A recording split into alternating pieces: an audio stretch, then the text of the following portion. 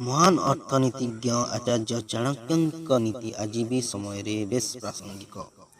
निजर नीति जोगु से जड़े साधारण बालक सम्राट कर चाणक्य निजर नीतिशास्त्र एपरी अनेक विषय कहते जार पालन कले व्यक्ति जीवन में खुशी से गोटे हेउची भूल। से कहती एभली किछि भूल रही जहाँ मनीष जीवन को पूरा बर्बाद कर दिए।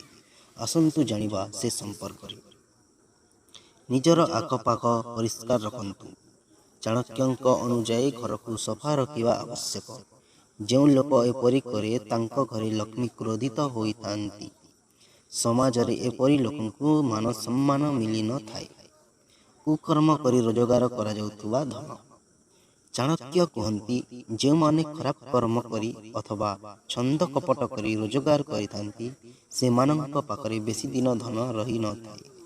से माने सर्वदा विपदरे फसी थांती। कुकर्म करी रोजगार करा जाउतुवा धन शीघ्र नष्ट हो जाए। दिन रे सोउतुवा व्यक्ति चाणक्य कहती जो लोक सकालू संध्या पर्यंत सोईथांती से मानंक घरे केवे भी माँ लक्ष्मी वास करि न थांती। सूर्योदयरू सूर्यास्त पर्यंत सोउतुवा व्यक्ति घरे सर्वदा दरिद्रता एवं संकट देखा देइथाए।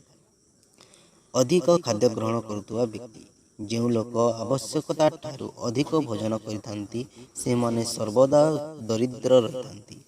या छड़ा से माने सर्वदा असुस्थ रहिथांती।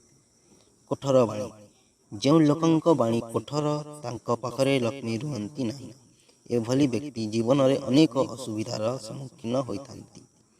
परिष्कार दांत चाणक्य कहती दांत सफा रखिबा बहुत आवश्यक।